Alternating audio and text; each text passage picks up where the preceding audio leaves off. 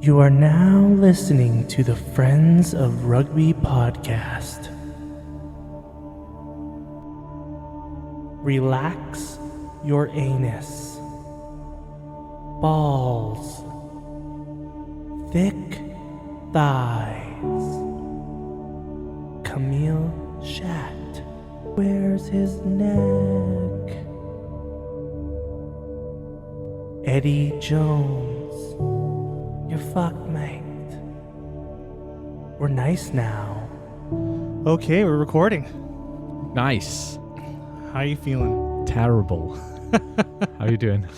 Have you had time to reflect? Yeah, I thought I'd wake up and feel happier. Did you? Feel like pure shit. No. Still? Yeah, feel sad. Oh, I thought you'd be able to, Like process it. do some meditating last night. And No, had a bottle of wine. hello, friends. You're listening to the Friends of Rugby. It made me. It's like you're just like, oh, this guy's a depressed mess. Let's move on. This is also going to be a therapy session for Yeah. a Welsh fan. Yeah. I think I need to be with my people, but I can't be with my You people have to go home. because I live in this fucking country. Canada, not Wales, which I like. I like Canada. What would you do if you're back home? I just, be around other like-minded, miserable people. Do you think there's like a candle vigil? Like, is that vigil? Like, Yeah. like in the town square in Yeah, front of there's fucking, like framed pictures of Alan Wynne-Jones and Dag Bigger. Like, in front of the Millennium. Like, yeah, we're done. It's over.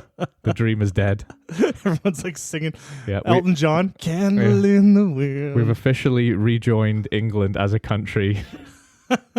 Wales is no more. Because you were sad yesterday. I was sad, wasn't I? Like, not in a kind of dramatic way either. Like, I'm just deflated, like sad. you were just done with rugby. Yeah, a and little all- bit. Like, I lost a few percentage of enjoying rugby yesterday permanently. It which chipped is away. weird because I'm just like, I feel alive when it comes to rugby. Yeah, because it's not your your national identity at No, stake, is it? I don't have that. It's imagine if Canada were not only bad at hockey, but you thought they're never going to be good again. That would be scary. Yeah, That would make me cry a little bit. That's how I feel. I know how you feel. Yeah, Kind of. I mean, I'm being dramatic. There's some good things to talk about, but it's pretty dire. Yeah. So what do you want to talk about first? I want to talk about the date and then finish podcasting, if you don't mind. So I'm going to tell you that it's St. Patrick's Day. Happy St. Patrick's Day to anyone who's Irish. Oh yeah. March 17. Is it St. Patrick's Day? Yeah, Shit. yeah. He was Welsh, St. Patrick. No, he wasn't. He was. That's such a fucking conspiracy. Google it. No, I'm not gonna Google it. I already Alright. know. Okay. Isn't he the guy with the snakes? Drove the snakes out of Ireland, yeah. Is that the story? That's the Or story. they just combined two stories? No, that's what he did. That sounds like a Simpsons episode. I mean, it was also a Simpsons episode. Was it? Because it sounds like a Simpsons episode. Separately, one of the Simpsons plot was they drove the snakes out of Springfield, yeah. Yeah, because Yeah. But, which they stole from St. Patrick, I guess, yeah. really, I don't know. we should. But no, wait, it was they beat the snakes with sticks in Springfield, and then Barry White saved there was the something. snakes. Oh yeah, because she drops the speaker Because on. the vibrations Yeah, from attract the the singer. snakes and they protect the snakes. So it's actually different. That's an old They episode. kept the snakes in Springfield. My yeah. darling, kicking up your love, baby. Yeah, I want to slither towards Barry White now. We should try to get him on the. Is he I dead? think he's dead, mate. Yeah, Is Barry White dead? pretty sure. Yeah. Ah. Yeah. Well, we're not going to get him on the podcast because I'm pretty sure we can get Barry White. With our budget, yeah, we can get Barry White. I think for our first guest, we should have someone completely not related to rugby. An American soul singer. Yeah. Or do you mean like not even sports related? Not even sports related. No. Something like completely, I don't know. Just get like someone who works at the deli counter and It'll be like Safeway. fucking Carrot Top. It'll be our first So what do you know about rugby? Literally nothing. Let's Great. like that. If we go into my tank, my chest of secrets over here. This fucking weird Carrot Top. Yeah. Yeah. Sorry, rugby stuff. Yeah. Yeah, you doing okay though? It's not all about me. St. Patrick's Day, fine Irish Well, I didn't even know. championship. I didn't even know that it was St. Patrick's Day. Yeah, and you were in a French jersey yesterday. Yeah, I was kind of Again. happy about the championship, but it was just wasn't the fairy tale I wanted. No, the shine was taken off it a bit. It was. It really was. Yeah, Yeah, but we'll get into that. for sure. Yeah, but first of all, let's talk about some Super Rugby. Okay. Super Rugby. Oh my gosh. So The fucking Crusaders. They are on a streak of not winning. They're collapsing. Yeah. Why are they doing that? I don't know. I haven't dug into it. I know I asked some friends about it. They still have some players. They have some injuries. They're waiting on some players to come back. They've lost the greatest coach of all time. Okay, so this is something that I was thinking about after I saw this loss. Yeah. This is terrifying. This is going to be a spooky story right now. Okay. Okay. If the Razor Boy Ric Flair, Yeah. like if he is the difference, If he's as good as... if he is as good, Yeah. like... Which the evidence is maybe starting to show. Yeah, like if he was the difference from having this team be the greatest team ever Yeah. to being now shit, Yeah. like what is he going to do with the All Blacks? Like that is Yeah. like the And they're- world's They're you gotta already be pretty shit. good. And he's got the best players in the world at Yeah. his fingertips. Yeah. And if he is the difference in the Crusaders, Yeah. the whole world's fucked. And he's not the only important thing in the All Blacks right now. You know? No. They've got a hell of a backroom staff. Yes. So now when I'm thinking about this, it's like, man, if this is the difference, like Yeah. if Razor Ramon here is fucking the difference, Yeah. like the world rugby, like everyone's fucked. They'll probably win every single game as long as he's the coach. Ugh. Like if he's that good, I mean, this is the annoying thing is that's happened before. New Zealand have been the best thing ever before. I still think they're the best team in the world. As an aside, I'm a bit sick of this. Who's the best team in the world? Chat. I think you could say the best team in the world is historically it's New Zealand. Historically, Absolutely, yeah. and like always currently, the All Blacks. They'll beat anyone on their date, and they'll be always the favorites. But they haven't done in the last 3 or 4 years. They still have beaten odds. They're still really good. Mm-hmm. I just think they're not. I'm more saying I don't like this. Who's the best team? It's like Okay, here's the doesn't thing. matter. Here's the thing. Yeah. This is the thing. This is what makes them the best team in the world. Yeah, I'll go on this. All right. Okay, to beat Ireland, yeah, you don't have to be perfect. To beat the Springboks, yeah. you don't have to be perfect. Right. To beat the All Blacks, you have to play a perfect game. Every single player has to play 110%. Otherwise, if you give them a fucking millimeter, Yeah, they'll they take it. That's what makes them the best team in the world. Yeah. They will win. If you give them an inch, they'll take a mile. Right like that. No other team will do that. Ooh. Right? Yeah, I don't disagree with that. That's the difference between them and the rest of the world. I think Ireland, to be fair, have got to that spot where they are so targeted and good that England have to play the game of the year to beat them. Yeah, they're getting up there. I'm not saying and they're I far think behind. similarly, South Africa, like if your set piece isn't the best it's ever been, you're not going to beat them. Yes, but I've seen them lose in the last few years to teams that weren't playing perfect games. Ireland beat them the last 2 times. They played pretty well though. They played good, but not perfect. Their line out was dodgy. Yeah. I mean, But when you play the All Blacks, you have to be perfect. I want to talk about this more. I just haven't thought. You caught me off guard with a really good point. So I want to think You about need to that think about it. and come back to you on that. But that's a good. I like that though. I like that as a talking It's point. the only team in the world where you have to be perfect to beat them. Yeah. And like, what does that say about that team? Yeah, I mean, it means that they have been consistently and historically so good that you have to, as you said, be as good as you can be. I think what I'm trying to say is the idea that there is a best team in the world is always a stupid idea. Not because it's not true necessarily, but that you get so caught up in the talk about it. That's the best part. And I like talking about it, but I think the point I'm trying to make is rugby is such a complicated, nuanced sport with so many different facets that you could be really good at the scrum and the line out, and you've got a bad attacking game. And that's what I like about the sport. There's a lot of different things going on in any given team. So to say one team is objectively better than the other is never true. And if you think it, and also when you look at All Blacks' weaknesses, Yeah. it's not their defense, No. it's not their attack, No. it's not their scrum, it's not their line out, No. it's not their physicality. I think It's it is their physicality. I think it is their physicality. Their Achilles heel is their Well, it's their own lack of going for 3 points. Yes, Their own lack of they're kicking terrified game. of they're terrified of kicking for points. Their territory game is not great. No, they leave points on the board. Yeah. And they're disciplined.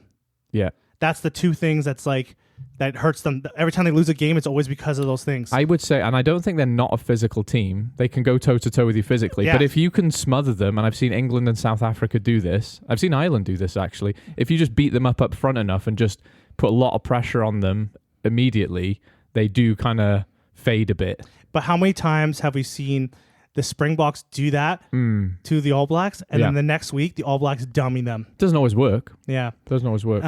Yeah, it's just they're such a unique team. Their problems also are completely coachable. That's what I think. That's one of the things is that their weaknesses are entirely their problem to deal with, right? Yeah. They're very and fixable. Thank God, like their domestic league that they play a majority of rugby where they're just gonna learn such bad habits from is helping us. Like Super Rugby is doing a service to the world. You know, by keeping New Zealand in their little box of don't defend. Yeah, and making never go for 3 points. And like completely ignore rules. Yeah. Because when they get to the world stage, they're just gonna get penalized to shit, right? And they'll lose. Like when England comes in, when England comes over there, yeah. If New Zealand doesn't like get their shit together on their discipline, they'll lose. They will lose those 2 games. Right. There was actually, I was thinking about the Six Nations this weekend. There was a few games where some teams gave away. I think France gave away less than 5 penalties or something. Yeah. All of a sudden, it feels like all the good Northern Hemisphere teams are just not giving away any penalties. That's how discipline has improved massively this weekend. Yes, because the TMO and the reffing has evolved so much. The Northern Hemisphere has evolved with that. You're not even risking it, are you? No. You're not even risking it. It's like, we're going to play by the rules a lot more. Yeah. Right? Because we're going to get fucked up. Yeah. Right? Do you know what, it's though? Worked. It has. And it's worked. It's made them a more formidable opponent because now all you have to do is wait for the other team to like basically give you opportunities. Yeah. It's difficult to do that old Northern Hemisphere thing where you pin a team in their half with kicks and then just wait for them to make a mistake. Because even defensively, everyone's defense is pretty good these days in the Northern Hemisphere. And they're not, unless you've got them under serious pressure on their line, they're still not giving away a lot of penalties. Nope. But I'll tell you something about the Super Rugbies. I think they've caught a little bit of a sickness. What do you mean? They've caught a little bit of Northern Hemisphere germs. I'm looking at some results. Oh, look at some of these scores. Look at Crusaders 10, Hurricanes 14. You guys feeling okay? Was it raining? Fucking Waratahs Blues 10-12. Where's your tries? What was the Northern Hemisphere scores? What is this? Disgusting. You got the Chiefs and the Drew. No, they still got some pretty big scorelines. The Reds and the Rebels 53. Yeah. But, I wanted to just segue back to Super Rugby, and I wanted to say I didn't watch anything from Super Rugby. I'm just looking at the results. But based on the results, and I didn't watch anything because I watched all Six Nations Super Saturday with you, and I never want to watch rugby again. However, I'm happy to see that I'm excited to watch Super Rugby in the next few weeks because it's competitive. Yes. I'm really excited about that. I was ready to write this off as another, New Zealand are just going to win everything. Australia are going to be crap. And like the Druitt and Moana Pacifica are just going to be these developmental sides. But no, it's not the case. Like anyone could still win it. Really happy to see the Brumbies get a win. I'm not. Why? I wanted the Highlanders to win. I mean, Highlanders is my team now. Fan, yeah. I'm a Patchell guy now. I'm a Reece Patchell fan. They're my team, I guess. I'm glad they won. Yeah. Like, I want to see I'm glad they are. I'm glad the Brumbies won. I'm glad. I need Australia rugby to be good. And also now Wales are so bad, I need there to be hope in other places. I need to look at Australia and go, if they can do it, we can do it. If they can drag themselves out of a hole. Yeah. Because we're both in holes.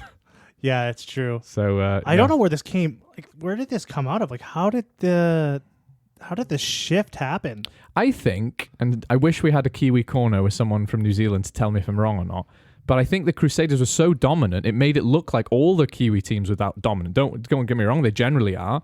But I think Crusaders not being good has kind of opened the door, and everyone's gone, oh, we've got a chance, right? We don't have to just lose to the Crusaders in every single game.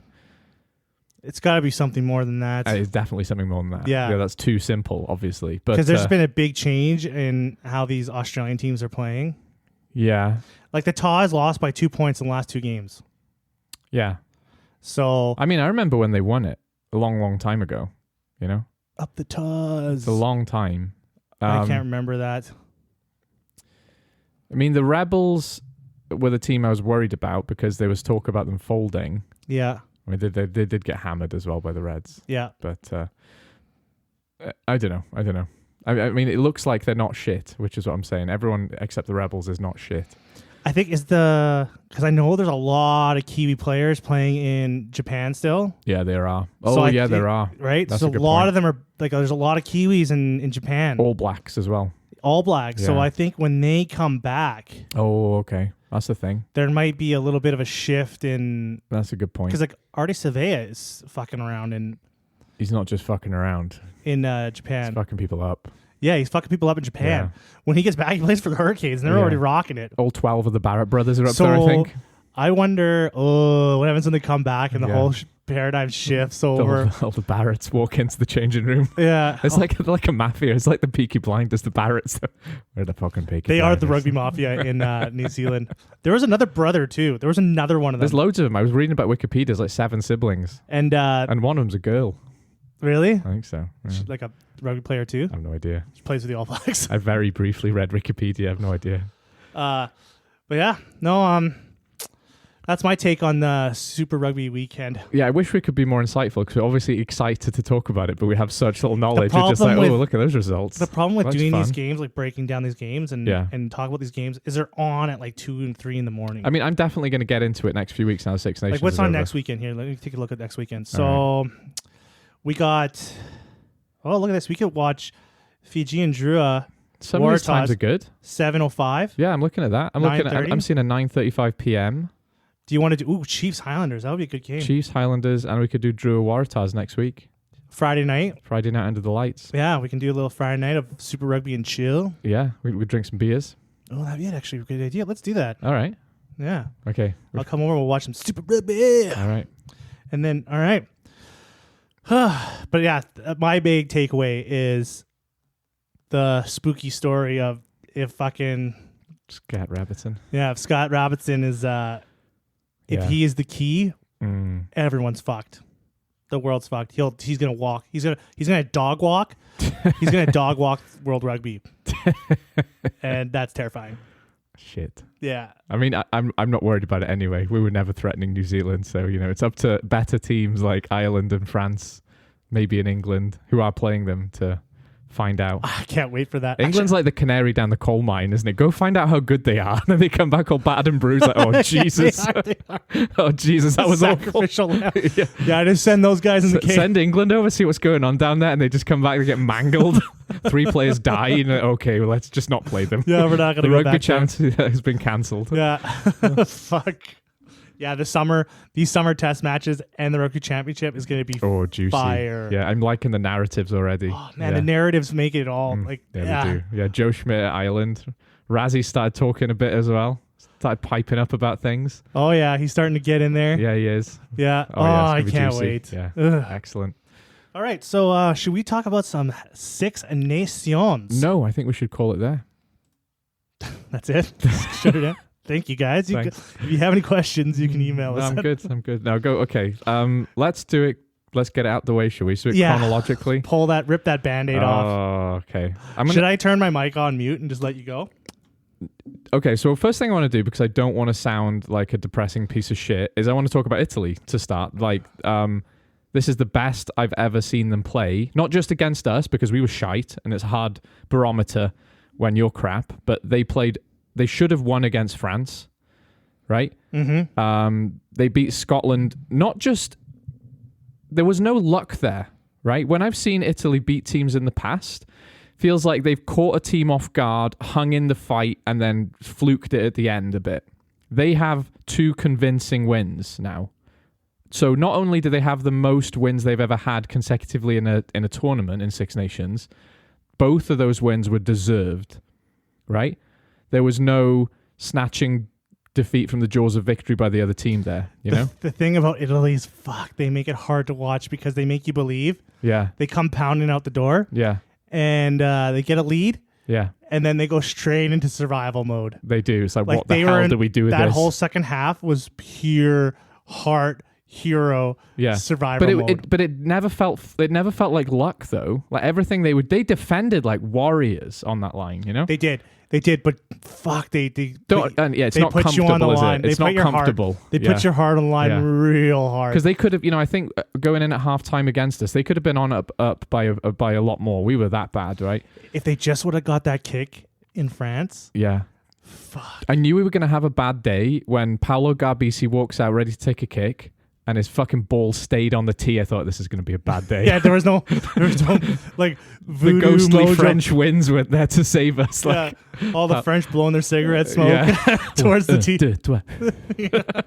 Didn't work in the Millennium. We didn't get the memo. Yeah, because our fans all had fucking wooden spoons in their mouths, which was pretty funny. Anyway, so yeah, before I get into Wales, like Italy, amazing, and it's genuinely good for the tournament that Italy are good now. I hope it stays that way. And another thing I should say about it is, we were talking about Squidge Rugby gaslighting us. He fucking wasn't. He was right. Yeah, he was right. He was right. He was playing the long game. Who's laughing now? Fucking him. He is. He was like, you know what, guys? One day Italy can be good, and here's the evidence. And we're like, shut the fuck up. And he was fucking right. He was right. And another thing I want to say is Gonzalo Quesada, he's done something. Because I remember Italy in the World Cup, they were shit. Like, he's done something good, doesn't he? I think he's changed the whole, yeah. The only thing I'm going off of is that Netflix documentary what I saw. They made him look like an asshole. They made Kieran Crowley look like he was there for a paycheck. They made him look like he resented his team, didn't they? I think he's changed that whole culture of that team. Yeah. There's been a culture change. There has. And there's people like Lina hasn't lost a game in an Italy jersey. What a statistic. Right? Lewis Lina has a 100% win record for Italy. Yeah. So it's like... And it's consecutive. It's not like he was injured. He's both of the games. Yeah. And like he's never lost a game. Like there's some players, like he's bringing a winning culture. Yeah. Who is this coach? He came from the top Argentinian. 4. Did you look him up? Did you bring him up or anything? Yeah, he's Argentinian, yeah. I know he's Argentinian, but do you know his history or anything? Did you look it up? I think he's from Argentina. Yeah. That's all I know. Okay. Because I know he was coaching in the top 14. Yeah. I did look him up a while ago. Yeah. But I need to go deep dive into this guy. Because I'm gonna tell you something while you Google his name, okay? So we can find some more information. I'm gonna tell you a little story about Italians and Argentinians. I went to Argentina, right? Yeah. And you know how... You went to Argentina? Yeah. I was there for 2 months. I had a blast. 2 months? Yeah, had a great time. Oh, I did not know this. There's a Welsh-speaking colony in a place called Patagonia. So we went there and we built a garden and spoke Welsh with a bunch of Argentinians. It was awesome. It was very strange, actually. I could tell you about that, but I want to stick to rugby. Yes. Right? So, you know how in America you've got people who think they're Italian and think they're Irish and Scottish and stuff, right? All my ancestry is X, Y, and Z. And in South America, they speak Spanish predominantly, except in Brazil, right? Yeah. And you would think that a lot of them claim a heritage from Spain, which they do. But in Argentina, they all think they're Italian. They all think they're like Americans who think they're Irish or Italian. Yeah. They all hardcore think they're Italian. There's, they do all this Italian shit. They talk about this Italian culture and stuff. And it was weird because you go to a lot of other South American countries, they have indigenous culture and they have Spanish from Spain culture, right? But no, in Argentina, so they've got a strong connection with Italy already, right? So this guy was made to coach them. He also speaks Italian too. Well, that's what I'm saying, because it's not like a fake thing either. There's a lot of people in Argentina who genuinely do have Italian heritage. Argentina's like an odd South American country because they even speak their Spanish is a little odd weird too. I mean, I would say that about a lot of different South American countries, but yeah, they do. They're definitely they see themselves as. We've got a Brazilian friend at our rugby club, right? Ask him what he thinks about Argentinians.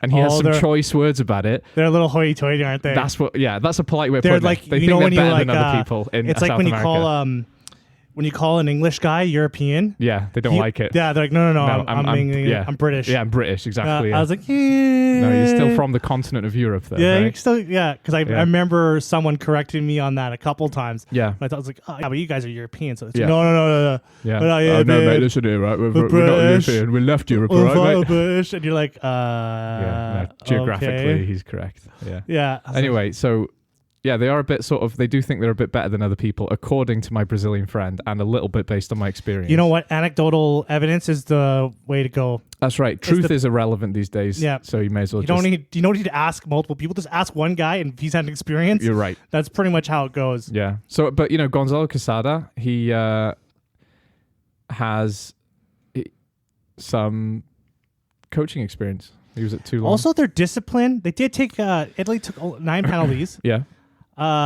Which is not great.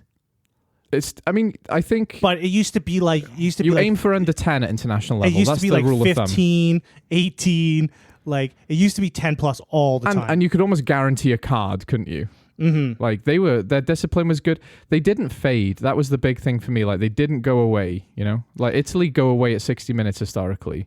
And that Menicello and Brex. Ignacio Brex. Oh, what a partnership, eh? Okay, they have to be, in my mind, the best center pairing in the Six Nations. Because they've maybe. I can't think of a more effective. Overachievement there is incredible, isn't it? Yeah. They were game changers. Yeah, they were. And everything was just like they just created so much opportunity and like saved they did so much like saving. Yeah. Like I don't know where those two guys came from. Yeah. Because I'm pretty sure they weren't in the World Cup squad. No, and that's what I was trying to talk about is like where did this Italy come from? Like they've brought in a lot of good new players. It just shows like the difference a coach can make in a team. I think the coaching is the biggest factor here. Like I'm not an expert, but that's got to be the main thing, isn't it? And then another thing I want to say about Italy as well, because I'm not being super eloquent about it because I'm quite sad about this game, but I do want to mention the narrative around it, which I thought was quite insulting from some of the TV pundits. It was like talking about Italy when they'd won as if this was the avoiding the wooden spoon game, right? We should be talking them up, right? Like they've won as many games as Scotland have, and they've drawn a game. They've proven the world wrong. They have, and they've proven even us wrong. Oh, they've proven us wrong, absolutely. I mean, to be fair, there wasn't much evidence for it in the World Cup, was there? I didn't see it coming. No. But I'm happy it's happened. Yeah. If it's at our expense, so be it, 100%. So, this really good for the tournament, because all of a sudden, I know Italian players' names, right? I wouldn't watch some of these Italian games. What was the point, right? It's a break weekend for most teams. And now it's not. Now you would do that. You'd skip the game. Now next tournament, there's a pressure on them because they've got to kick on. But now I'm going to watch every single Italian game with a bit more interest and go, I want to know these guys' names because they're a threat, right? I want to know your name. I want to know what love is. Yeah. Do you want to talk about Wales? Yeah, I do. I'm gonna try and keep it succinct and not cry. I think so emotionally, here's where I'm at with it. Like, the week before when we lost to France, I was like, Gatlin's still got cash in the bank. Things are moving in the right direction. That's still true, but the truth is, it's exposed a gaping hole, which we always knew was there in Welsh rugby. How iconic was it when Winnett and Costello ran into each other trying to catch that ball? And it was sort of like a metaphor for where we're at. Two children running headfirst into each other and not communicating. And to be fair, I thought that was Winnett's ball, and I think Winnett thought that was Winnett's ball. Costello was just being an idiot. He had a shocker. Because he's a fucking kid. He missed touch 3 times.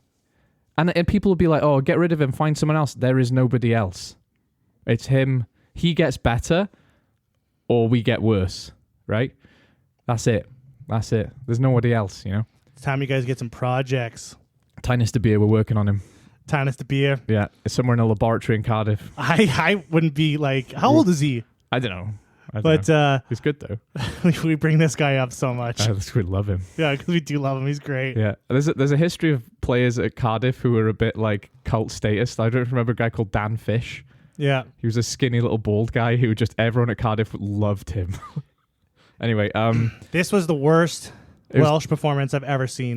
Yeah, minus the last 20 minutes, but it wasn't like they stacked up meters in the last 20 minutes of that game. Like Wales were pushing for a win there. Yeah. And it was just too late. I've never watched an Italian game where we weren't in control. Even when they beat us a couple of years ago, we were in control for most of that game. Mm-hmm. And that was a bit of luck by Italy at the end. Bit of skill, bit of magic. But I never felt like we were going to lose that game. I felt like we were going to lose this game from the second it started. And I was like, we've lost this, Never felt like that in my life. So it wasn't so much that the performance bad, which it was. It was just that we were on par with Italy in terms of skill and ability now, if not worse, Never felt like that before. I think Tompkins had a shocker. Like, he knocked it on a few times. I think he might have played himself out of a Wales jersey. And then when Mason Grady came on, I was like, he's a lot better. We got to stick with him now. Yeah, as soon as he came on, he mmade such a huge difference. Well, Mason Grady also knocked it on, but then when he started doing stuff good, it was like, okay. Yeah, he did make some fuck ups too. Yeah, but I was like, why is Gatlin hiding this guy? I think because he's raw. You can see that he is raw. Like, he still makes mistakes, like he did in that game. And I think Gatlin wanted to win that game badly, right? I think in a way this is the best thing that could happen to Welsh rugby, because if we'd have won that game, that would have been like the final band-aid over the massive crack in our wall, right? But now this has happened. It's like there's no hiding from it, right? The WRU really has to take a serious look at itself. Oh, everything must be so dire right now in the Welsh rugby. Yeah. Like, how did you feel about that Gatlin offering to resign? You know what? When I first read the headline, I was like, oh shit. And then when I read it a bit more, I thought that's the smartest thing he could have said. He's a smart guy. Because you think about it, right? Like, he is saying, I'm ready to go if you want me to. Because he's removing his ego from the situation whilst also putting all the pressure on himself and away from the players, right? He's saying, this is entirely my fault. I've made a massive fuck up and I'll go if you want me to. And then he said that Abby Tierney, our new CEO, she said, don't you dare go, we need you. And yeah, he's controlling the narrative there, obviously. We don't know that's what she said, but I have no reason to doubt him. But it's quite a genius move in a way. It was kind of odd that when I read the full quote like that, because I just thought that he said to the media, I offered to resign. Yeah. I didn't know he said the other things. Yeah. And it wasn't actually to this morning when I looked into. When I read welcome to 21st century media. Yeah, like, and then I read the rest of it. I was like, oh, that was kind of an odd thing to say. He's like, I offered to resign, but the boss said, no way, we need you. And I was like, it sounds more arrogant when you read it, doesn't it? Yeah, but it's actually I think it's really smart because he's taking all the pressure off the players, taking all the responsibility on himself, but simultaneously saying like, I'm not going anywhere, like, because you like, there's nobody else. And he's right though. That's the truth about it. There's no one else for this job right now. I think there's. I disagree with that. I think there's lots of guys that can come in, but there is no one that is ingrained in that system. That's why it has to be him, because you couldn't bring in anyone else, and they know Welsh rugby as well as he does. And he's proven time and time again. Yeah, he's not a bad coach. He's an excellent coach. He's an excellent coach. And you could talk about his style of rugby, of Warren Ball. And I always had a problem with that insinuation because everyone does it. He just got the moniker, right? Everyone plays that style of rugby. Nobody does this champagne rugby in the world, right? In fact, teams like South Africa, England, and Ireland just do it better now, right? And people, if we wanted innovation, that would come at a time when we have a good quality squad. Right now, we need to teach young players how to play the basics well at international level. I can't think of anyone in the world who's better at that than Warren Gatland. There needs to be some wholesale changes in Wales. Like they need to do some like crazy shit. They have done though. They have done behind the scenes. There have been changes in the WRU. But there's some things they could do that would like. I don't know. I don't know. Actually, when I think about it, because we had a conversation about this the other day. It's like if you get rid of the eligibility rule, like that would bring a couple guys back. It's not many though. But not many when you think about it. It's Joe Hawkins at Exeter. Yeah, but we've already lost Faye Waboso because of it, so he's not coming back. But I think it still would make a difference. No, but I think I was thinking about this morning. If you got rid of it, you might lose Jack Morgan and Dewi Lake, who are captains. So we can't lose our captains. They would just go and then you'd get them when you need them for Wales, and they would rock it. Your captain has to play in your country. If you're Welsh, he does. It's okay if you're South Africa and you have the depth of they've got. No, I'm not saying don't change it, but I'm not saying. I think there's a lot of people being really reactionary about it and saying it's the worst idea ever. There's a reason it exists. The problem is how much we pay our players. If the Welsh Rugby Union tomorrow said we've messed up by underfunding the regions, we fired a couple people, freed up some money, have $1 million pounds more each, that would make a difference. Yeah, I guess you could help out the club's pay That's what needs to happen. to get these players That's to stay. exactly what needs to happen. Yeah, that would make a big difference too. Yeah.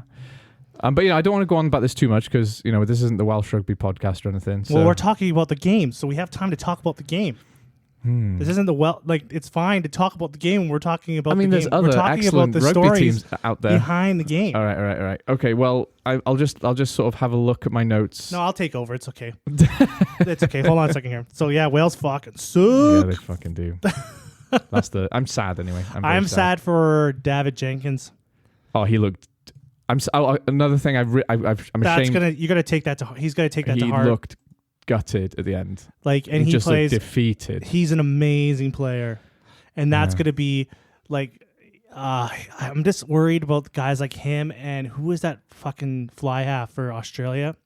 I kind of take those two they're very similar situations. Right at the start of their career. Yeah, the stars of their country, and their confidence just takes an absolute sledgehammer to the face. Yeah. What the fuck's his name? Is it Donaldson? No, that's the guy he brought in as the other 10 that never plays 10. But Eddie Jones fucked that kid up. The kid I'm talking about. You're talking about Quade Cooper. No, I'm joking. He's not a kid, anyways. No, I'm joking. But I feel bad for David Jenkins. This is his first time as captain, being the captain. He's leading this charge of this and. It's like the Alamo, isn't it? You're going to die, but you got to stand and fight. Yeah, I just really hope this galvanizes him instead. I think the good thing for him is he'll go back to Exeter, win a bunch of games, and be amazing. And it'll be like, oh, he needs that kind of ointment for the soul, Yeah, I really hope this has a positive effect. I hope these players take this experience. Oh, they definitely learn some things. Yeah, but a lot of these players got to go back to losing clubs. That's the worst part. No, it is the worst part. They just fucking got embarrassed in the Six Nations, and now they got to go back to these Welsh regions. Yeah, and then lose. Yeah.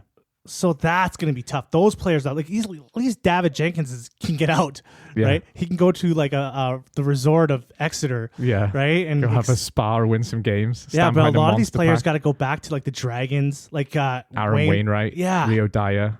Yeah, quality. And that, what's impressive is those guys have some brass testicles to be as good as they are and haven't won a game in maybe a year. Yeah, and then they got to get fucking dummied. Yeah. That's going to be depressing. I'll tell you the saddest story of the weekend for me was George North limping off after getting hammered for his final game in Wales on crutches. And he stood there signing autographs in the tunnel, smile on his face. What must be going through it? Well, and what a guy, what a legend, Man, in sport, when it comes to sport, going out on top, not a lot of people do it. No, they don't. I just felt like he deserved... I'm happy to lose to Italy, but the manner in which we lost must have hurt for him, right? Because you could, maybe he could have got a try. It'd have been a really exciting back and forth game. It wasn't though, was it? We scored a couple desperate tries at the end and he got injured. And you're right. You're absolutely right. Not many people get to choose their exit. I just felt like if someone deserved a walk off into the sunset, it was him, Yeah, there's lots of people you see, even Johnny Sexton. Yeah. That was it was his last chance. The team is so good. Everything's going right. That was peak Ireland, wasn't it? The last 2 years were a fairy tale. Yeah. And you're just they're going to win the World Cup. And when they lost to New Zealand, you just don't get to go out on top. A lot of people don't. And those are the guys who get to go out playing the game, right? There's some guys who'll get an injury, we'll never see him again. Some guys like Reece Webb get accused of taking steroids, and it's just where's he now? Yeah. So, you just don't get to not. If him limping off, sad, but that's sport. Yeah, it is. You know what? I bet you we're thinking about it way more than he's ever thinking about it. Bank account's probably not thinking about it too much. He's probably doing all right. Just a second here. We're recording. Sorry, we had to have our annual. Our weekly dog interruption. Yeah. Don't worry, I've given him away to another family now. Oh, God, don't say that. Oh, I love my dog. He'll be happier there. So anyways, where were we again? We were talking about the worst rugby team in... Okay, well, something funny that I want to say, right? Yeah. Is I've always felt like Wales are like the first boss in a video game for up and coming teams. So in the World Cup, when it was like Portugal and Fiji, like Fiji finally get their shit together. It's like Fiji are going to be good now, and it's like, well, you have to face your first boss, Tier 1 Wales. You guys like, got to be the bad guys. Yeah, we always the bad guys. So anytime like a team is up and coming, they're the darlings of world rugby.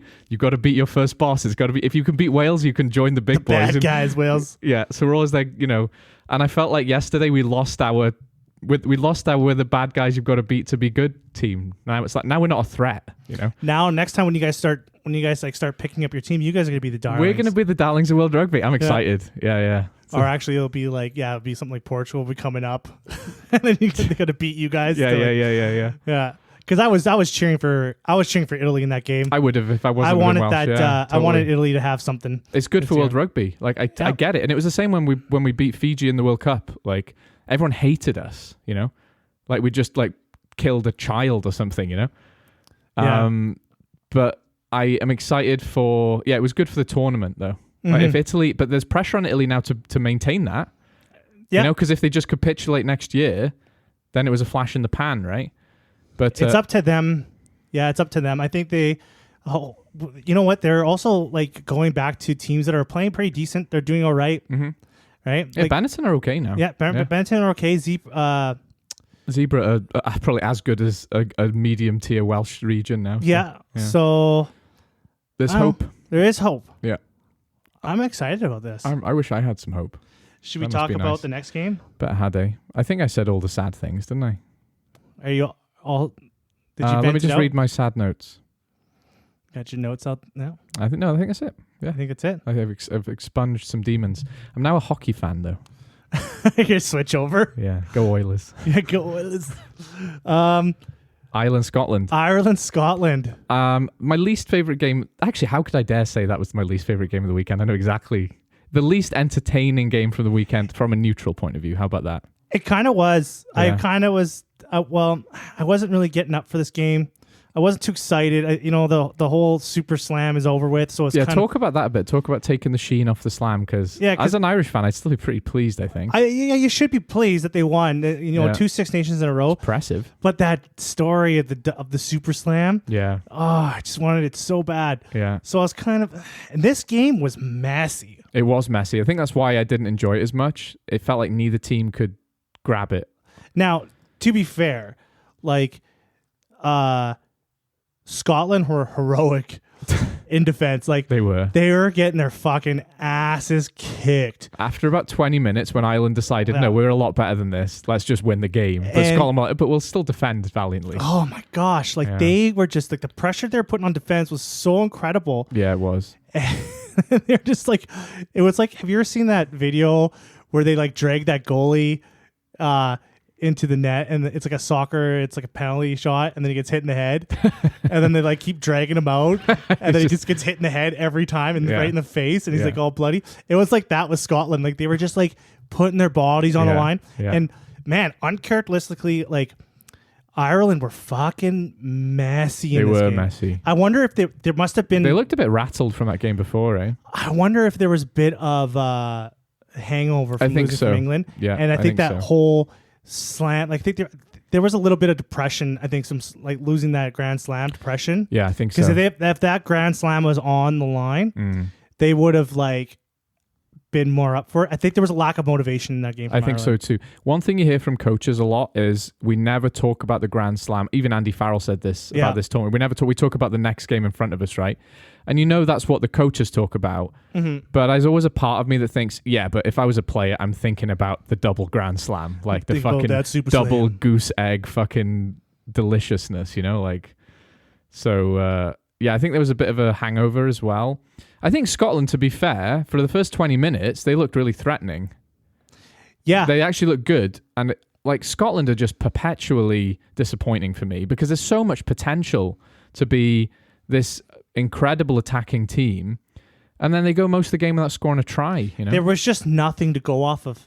The platform was poor, wasn't it? Ireland were just like constantly on attack. Yeah. Constantly pushing the line. Yeah. And like Scotland played in survival mode.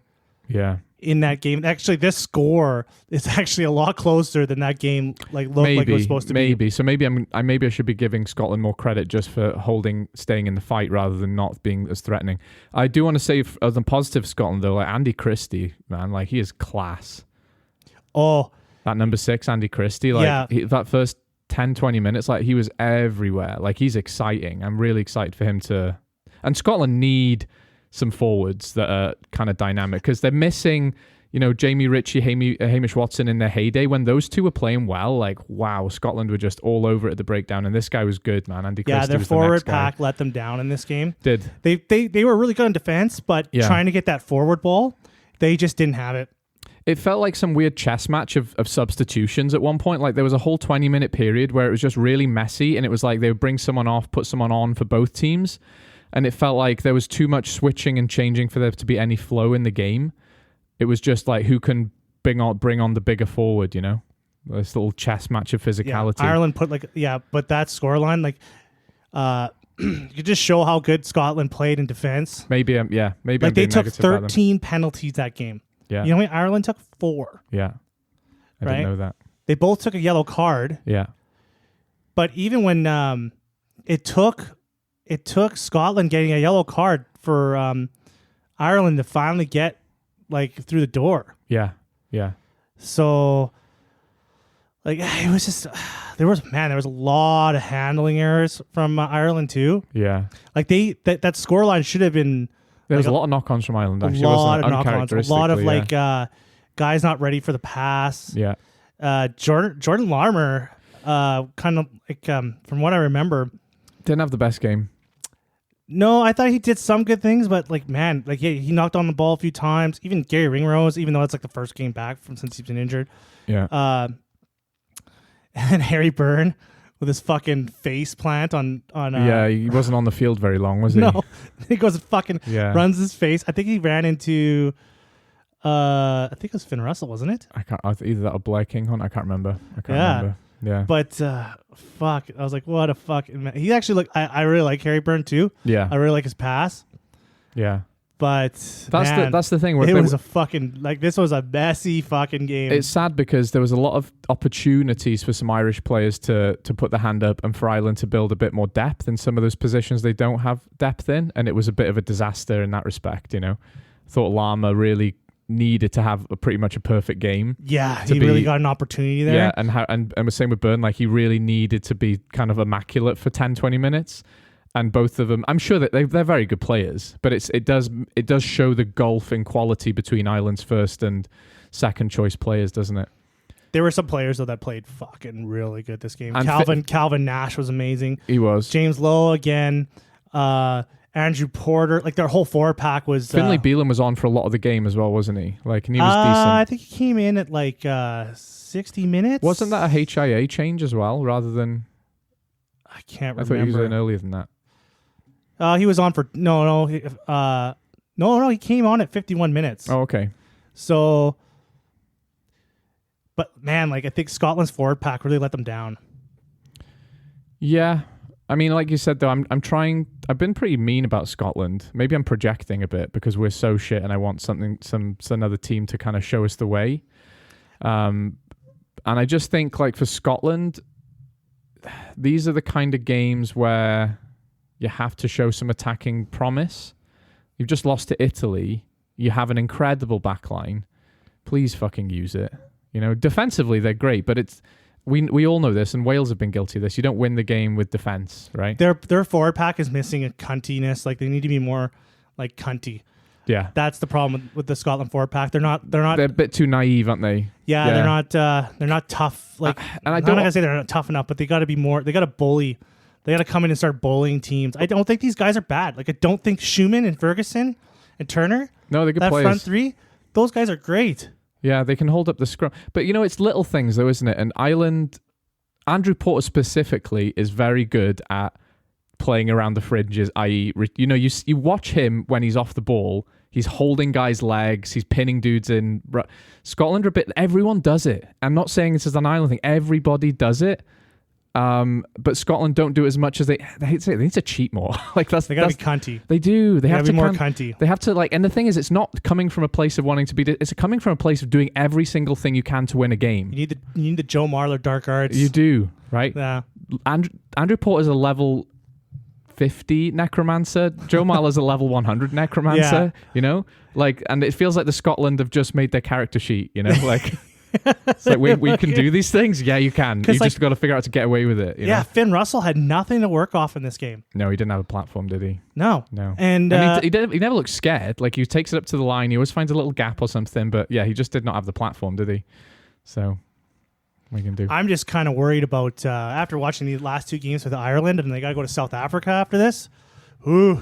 But they're going into that knowing what they need to work on. South Africa won't have played a game of rugby in a while. They'll play one against Wales. Yeah, they got to go against Wales. Those guys suck.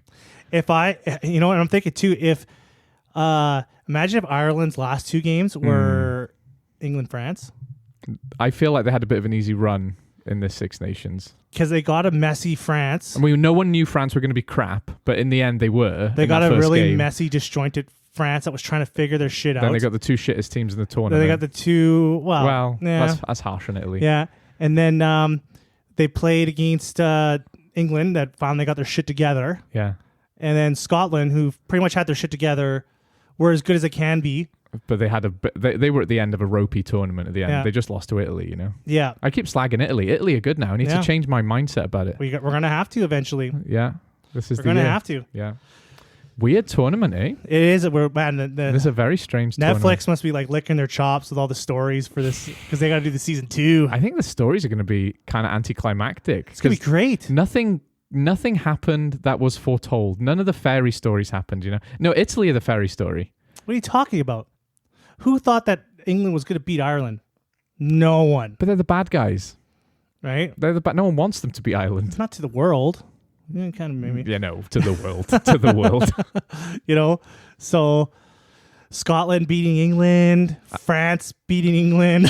I just didn't like that Netflix documentary, so yeah. Yeah, you're just because you're a hater. Yeah, I am. But there's some story. Maybe they did, right? Maybe they were controlling the narrative. Well, they could have controlled it a little bit better. The Netflix globalist elites. They could have given us one win, those bastards. Yeah, you got some stories to tell. I don't want to tell some stories. Drama. I want to watch hockey now. You don't want to watch. You don't want to watch the next season because it's going to be this like fucking. It's also the. They're going to edit it to make Gatlin seem like an evil bastard. Like they just delete Wales from the whole documentary. They're not even in it. Scotland had a bye week. They just fucking ghost them. Yeah. I wonder how much they're going to focus on that. I wonder what we're going to see from the inside from that documentary from the Wales camp. Do you know what I kind of respected about Wales in the whole Netflix filming cycle is that like a lot of other teams, they were a bit hesitant. You only watched 2 episodes. Yeah, I know, but you didn't even get to the. You didn't even get to the episode. Do you know what this information I'm about to tell you doesn't even come from watching it? It comes from shit I heard about it. Okay. So it's purely anecdotal. Yeah. But like, all the other teams are like, yeah, come into our dressing room, you can interview people and stuff. And Wales is like, no, fuck off, leave us alone. We're striking. And I like that. About that because they did. Well, I saw them. They were in the cafeteria. So now you sound like a dum-dum. With Louis Rees-Zammit and Dan Bigger. I watched that episode and it was boring. Like, so they went into they get into the most media trained people who are like, yes, rugby is fun. We are training hard today. I'm eating a salmon. Well, I'm done with talking about this Ireland-Scotland game. Okay. We weren't even talking about that. We're talking about Netflix. Money, baby. Yeah. But let's talk about the best game of the weekend. Do you have anything else to add to this? Let me look at my notes. Nope. Okay, let's go to this. This was game of the weekend. It was.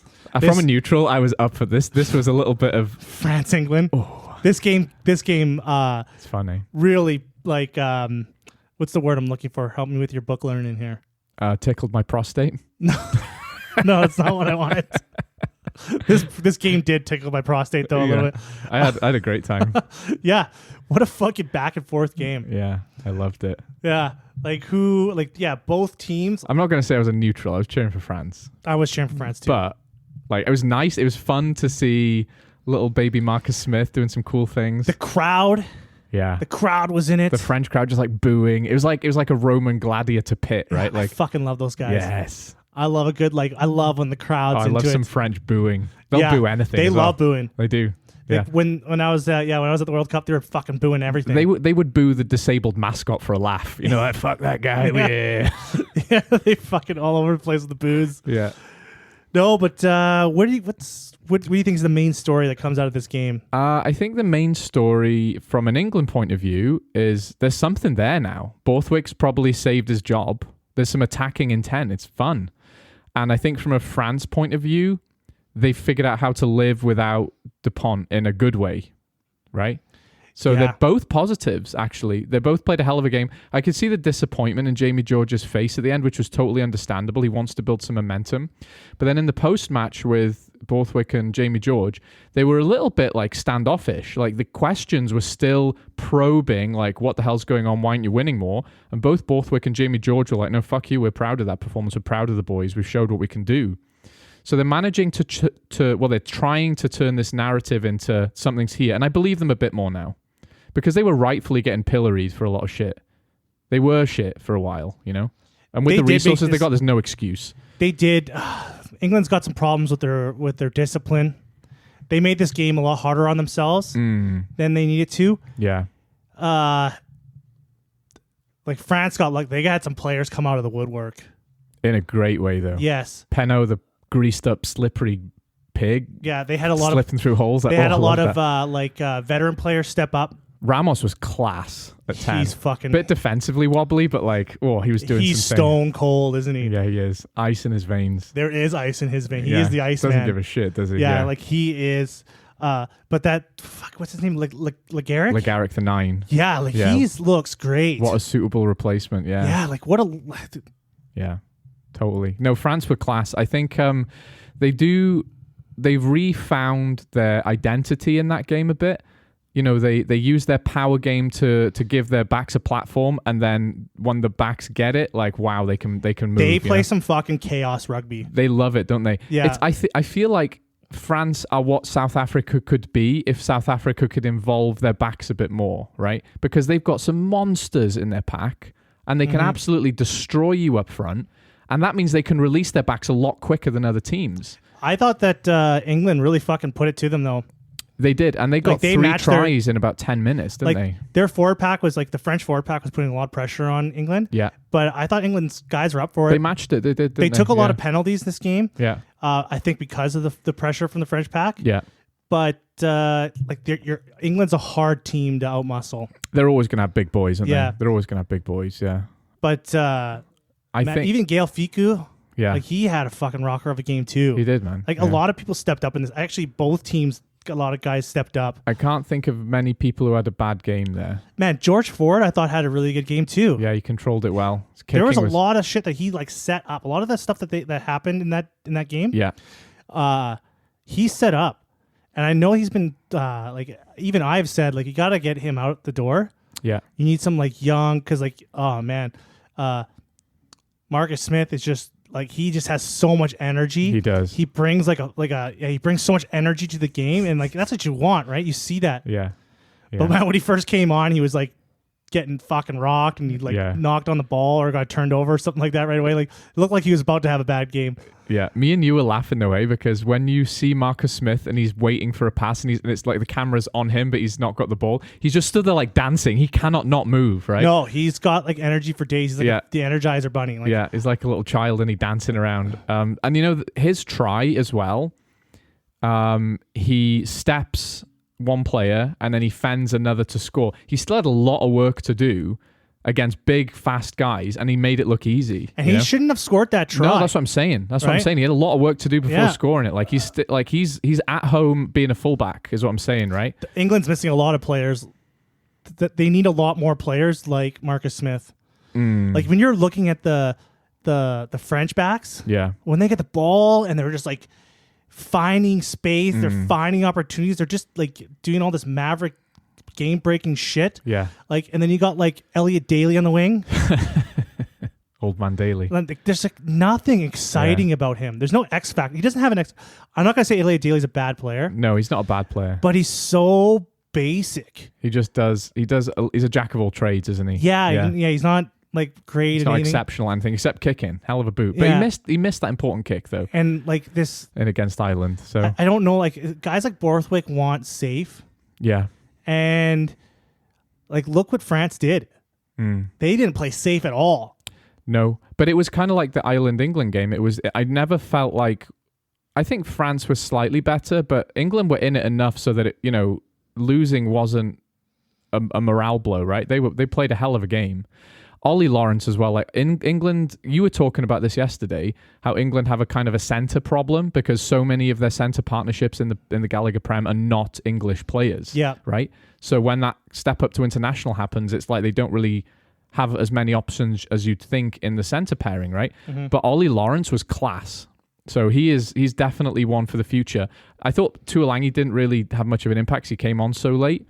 But I think if you had Tuolangi and Ollie Lawrence together, that's a pretty beefy, fast, dynamic centre partnership, right? It's a beef boy. Yeah, but they're both quick, Yeah. They're both quick and steppy as well. Like they're both really good centres. Mm-hmm. They're not one-trick ponies at all. Having said that, Tuolangi's probably already injured. So it doesn't matter. You know what, too? Another point about this game is England had this game won. And they did the same shit. Yeah. They did the exact same thing that fucking Ireland did last week. Bad game management. Danny Kerr had to put that ball out. And when he does it, he throws, he makes this kick and he kicks it like fucking another 10 meters? Yeah. And then just like puts all this pressure. Even the commentators like, this ball has to go, he has to put this deep. Yeah. No, fuck it. Give it 10 meters. Yeah, I'll give it 10 meters maybe. We'll try and compete against some of the best. Like, why give... aerial plays in the I don't real mind world. kicking the ball away when there's like that much time left, right? Because like it's hard to score. Yeah. But why put yourself under all that pressure? Yeah. Like they did Danny Kerr did the exact same thing Conor Murray did last week. Why don't they just give it to 10 and give it, because he's got more space to kick for distance, right? Like I just don't understand. Well, Danny Kerr's a fucking... He's a veteran, isn't yeah, he's he? a veteran. Like he's like, I got this. Don't worry about it. What is it about veteran nines coming on and ruining games this season? That's what happened. They did. Like the fucking Danny Kerr and Conor Murray. Yeah. You guys you guys need to go in the rugby corner for a little bit because that was some sinful shit they did. It was some sinful shit. It was some sinful shit. Like England had that game. Yeah. And they worked hard for it because they were getting their asses kicked for a lot of that game. Yeah. And managing to still be in it. And then Danny Kerr, this unnecessary pressure, bad decision making again. Yeah. Like, when I saw that, I was like, this is exactly the same situation as last week. Yeah. Which was kind of poetic. Yeah. But why pass on the buck? I don't know. Where do you think Borthwick goes from here? I still think Borthwick is faking it till he makes it a bit. Like, I think all this talk about he knows what he's doing is false because when they've been successful, it's almost by accident. Like the players who've made a difference, like Marcus Smith wasn't supposed to play at fullback yesterday and he made a big difference, right? And Feiwa Boso is kind of a gift to England. They didn't have anyone really lined up on the wing. No. This guy was like, hey, do you want to play for England? He's like, yeah, go on then. Wales are a fucking burning dumpster fire right now. I'll play for you guys. And when he plays, he's amazing. And those guys who bring that real attacking flair that have made the difference, they weren't exactly planned, were they? It's like Borthwick is a teenage pregnancy right now, He's like accidentally had this amazing child come into his life, He's too safe. He's too safe. So I don't think I think the English media will back off a bit. I think the RFU will back off a bit and go, based on the performances we've seen, we're happy enough. Yeah. But he really has to beat New Zealand in New Zealand to keep his job now, I think. At least one game. At least one game, that's what I'm saying. He has to win one game in New Zealand to keep his job. Which now the sorcerer fucking... Yeah. Sorcerer Razor there. Level 100 Crusader Sorcerer is there. You're going into... And they've got... I mean, with the greatest respect to England, because I have seen some... They've got no chance as far as I'm concerned. I think they're going to get battered. In New Zealand? Yeah. You know what? At first, I thought that they were going to go in there and have a chance. Yeah, not now. Things have changed. But now, after seeing the difference that Razor had at Crusaders, and if he is the difference... Yeah. I mean, he's at least 10% though, isn't he? Which is so when the All Blacks are concerned, that's a big difference because they're already pretty fucking good. I have a feeling they're going to sweep fucking everyone this year. I think they're gonna mince them. I think I'm really excited to watch South Africa play New Zealand. That's the biggest game of the out of the Six Nations window for me this year. Oh, mine's Ireland, South Africa. I think that'll be good, but I've seen those two. I know what those two can do. I think because New Zealand is such an unknown right now, we're going to be talking about them in terms of the narrative has been who's better, New Zealand or South Africa, right? Yeah. And I think that narrative's been played to death a bit. What I'm excited about is where did New Zealand come into this? Well, they're going to play England. Before everything. Right. Yeah. So Ireland and England will play those two teams before. Yeah. Right? Yeah. So yeah, that England New Zealand they're the canary series down the coal mine, aren't they? So is going to be interesting because we don't know how good the All Blacks are going to be. I think they're going to be way better than we think, and I think England are going to be a bit worse than they think. So I think New Zealand win all three, and I think they will win them all pretty comfortably. There's only two games. That's a shame. They took a game out for some reason. Oh, so you can't even have a decider? Yeah. That might be good. So player welfare, it's etc. kind of lame, I think. But okay, yeah, I agree with you. Yeah, the South Africa New Zealand game is probably the most exciting matchup to come out. What about the Wallabies? Wales. I think we're going to play Australia, aren't they? Yeah, Wales go down to the Wallabies. The battle of the shitheads. Yeah.